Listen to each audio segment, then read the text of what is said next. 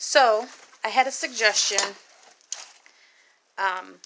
about possibly my phone issue could be due to memory space.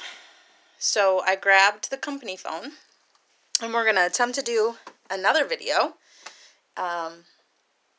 So if I fly by the seat of my pants, it's just because I hope it works. I really do hope this is the issue. But it seems like such a simple fix, and sometimes that's what God does. He gives you a super simple fix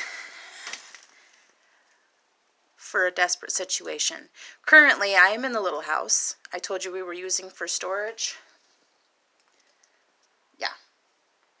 Again, we had about 2 weeks to a month to move. Everything just got thrown in.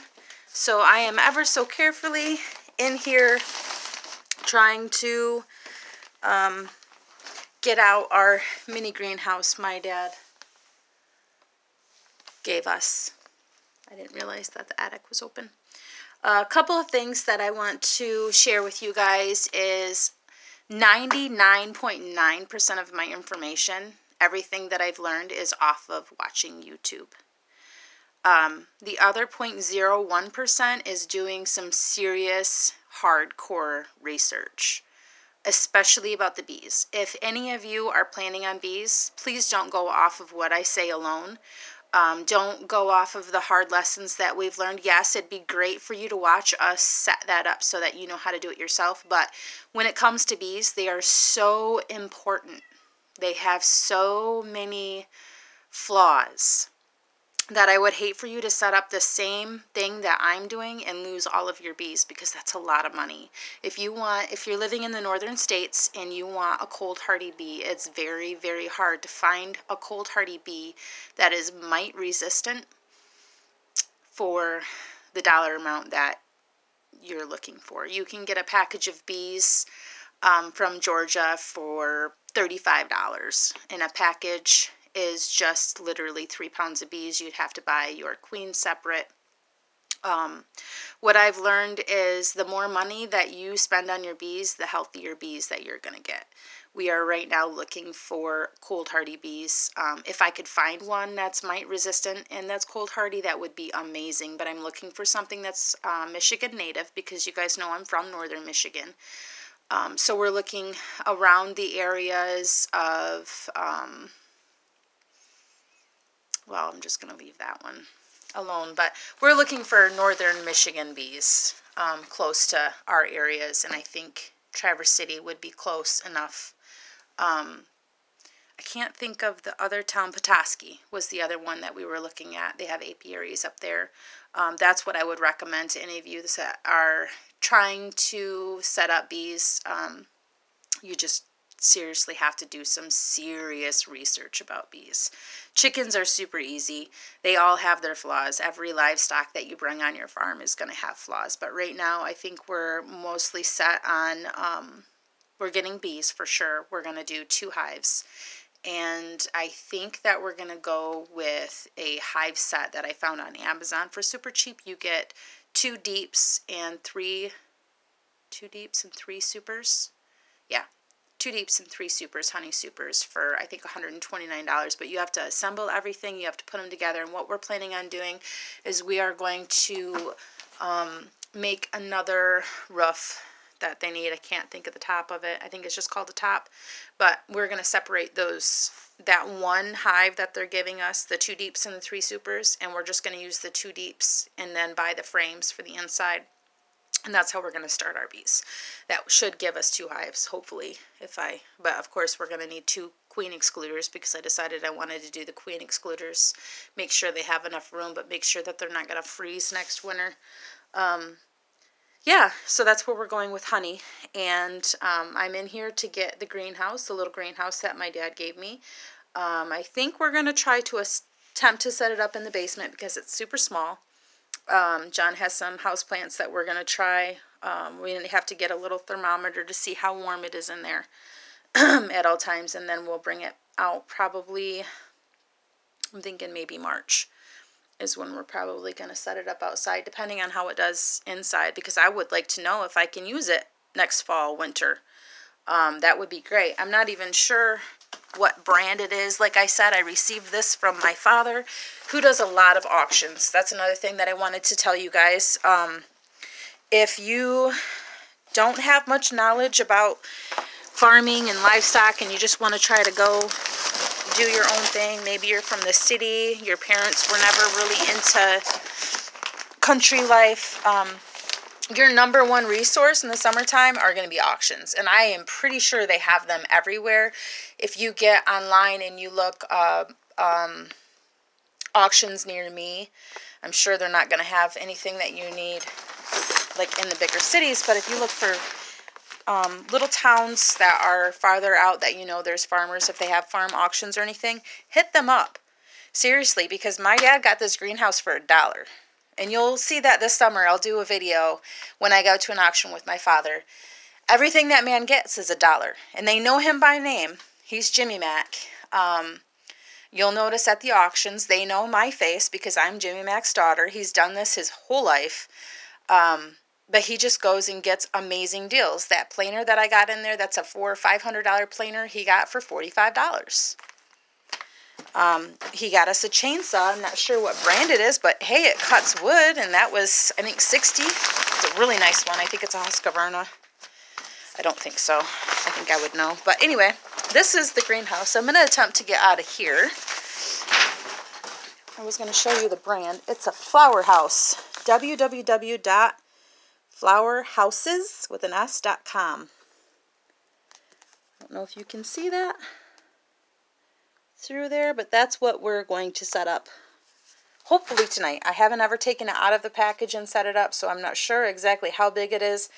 I'm assuming by it comes in this cool little case backpack thingy.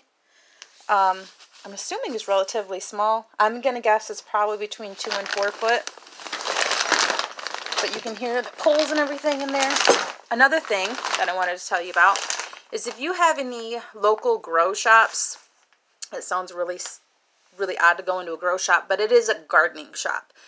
They have almost everything that you would need, simple and cheap. We got this entire bag of bamboo stakes. Grow It bamboo plant stakes, 8 foot. I think this whole bag was $10. It was relatively cheap. There are a lot of them. It contains 25 stakes. And originally last year I wanted to do a trellis in my garden because I had a lot of flowers. I didn't do very well with vegetables. I wanted to do a trellis that my climbing roses could climb up on. And this year I think they're going to be used for farm, as sad as that sounds. But I know my husband, and he's very crafty, and he can come up with something extremely beautiful. This year I don't think the focus is going to be so much on flowers unless they're for the bees. But the rest is going to be fruits and vegetables. I planted out my spring garden thanks to Jess from Roots and Refuge. If you haven't checked out her YouTube channel, she is phenomenal. Her and Jeremiah are amazing at the things they do. And I think a lot of the things that I do around here, I implement from her. She likes to save everything. If they get metal poles for free, they have an actual pile in their backyard with metal poles, and that's the same with me in the insulation. Who would keep used insulation? You never know when you're going to need it. If I need to insulate, I don't know, a goat pen and keep them out of the wind, I could put up a board, or like a lino or whatever, and then insulate between it, and then I would have a free goat pen. Anything that's free when you're homesteading, you'll find is key. If you can do it without money, do it. And if you have to spend money on it, wait like 3 months until you find materials that are free. Because everybody has something. Those Facebook pages are really good for that. The Facebook Classifieds or the Town Marketplace, I can't remember what it's called. But a lot of times there'll be people on there that are giving away. My fridge in my house is a beautiful fridge. And every time someone comes over, they comment on how amazing that fridge is. I got it for free. Some woman heard my cries and my pleas and my prayers, and she posted that on Facebook for free. And I found it. And I'm never on there. I am never on Facebook. But thanks to a Grape, that's what her name is on Facebook, we say our prayers to her, and we've had that, not to her, we've had that fridge for almost, from October until now, and we pray for that woman every single day and her family because she was that gracious to give a beautiful fridge like that away for free, because it was an extra she had in her house. She didn't need it, and she was hoping someone would come by and snag it up. The other thing that we got from her is moving boxes, which came in perfectly because we needed them. At that time, we were 2 weeks from having to be out of the house we were in, so that was perfect.